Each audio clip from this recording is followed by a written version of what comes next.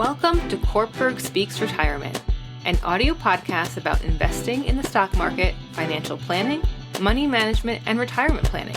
Each Wednesday, we help investors at all stages of life learn how to potentially grow and preserve their money from first job through retirement. Now here's your host, Miguel Gonzalez. Good morning and welcome to the Cortburg Speaks Retirement audio podcast. This week, let's gauge your retirement savings plan knowledge with a true or false test. Even though I'm young, I should still make saving for retirement a priority.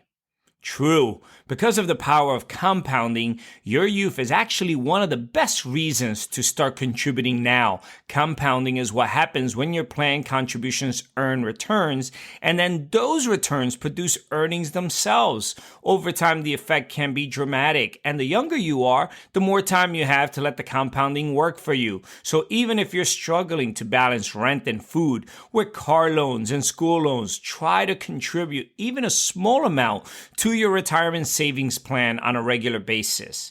Second question, if I work 2 jobs, each with its own retirement savings plan, I can contribute twice the maximum limit on a pre-tax basis. Well, this is maybe true or maybe not.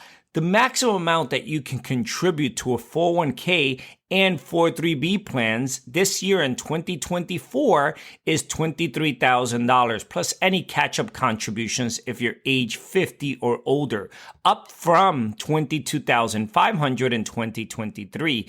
If you contribute to more than one plan, you're generally responsible for making sure that you do not exceed these limits. If you do exceed the annual limits, you need to request a refund of the excess contribution amount or report the excess on your tax returns in both the year the contributions were made and the year they were withdrawn. If you're lucky enough to participate in a 457B plan, as well as one of the plans listed above, you may be able to contribute a total of $46,000, which is $23,000 to each plan in 2023, plus, of course, the catch-up contributions if you're eligible. Question 3, once I join my plan, I can set it and forget it. Well, this is false. Your plan decisions are not a one and done deal. Once you join your plan, determine your contribution amount and choose your investments, you can feel confident that you have taken some smart first steps. However, any successful retirement savings strategy depends on regular reviews and periodic changes to keep up with the changing lifestyle. Next question. All the money in my retirement savings plan is mine to keep from day one. Well, this is maybe true, but maybe not. Your own contributions to the plan, again, your own contributions to the plan, and any earnings on those contributions are always yours to keep. However, contributions made by your employer, as well as any associated earnings, may be subject to a vesting schedule. Some plans allow you to become fully vested in employer contributions immediately, while others require you to earn the rights to the employer contributions over a period of time, up to a maximum of 6 years, or until you reach the plan's normal retirement age, whichever comes first. You can find details about your plan's vesting schedule in your plan highlights or summary plan description. Next question. Employer matches on my Roth contributions may go into my Roth account. This is also maybe true, but maybe not. In 2023, last year, a new law took effect that permits employer contributions to be invested in Roth accounts, provided participants are fully vested in those contributions. However, employers are not required to offer this plan feature. If an employer chooses not to add this feature, all matching contributions will automatically be invested in the pre-tax accounts. Alternatively, you may be able to convert your employer's matching contributions to Roth contribution if your plans allow. If you do, they'll be subject to income tax in the year of the conversion. But a benefit of the conversion is that future qualified withdrawals of those contributions and associated earnings will be tax-free at the federal and possibly state level. Next question. Because I contribute to my employer-sponsored retirement plan, I cannot contribute to an IRA. This is false.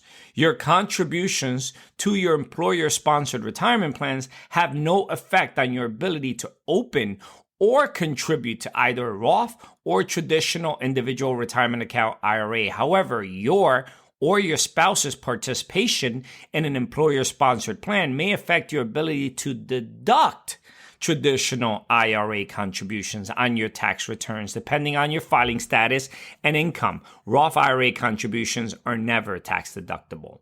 Next question. A plan loan is always a good idea because you pay yourself back with interest. This is false.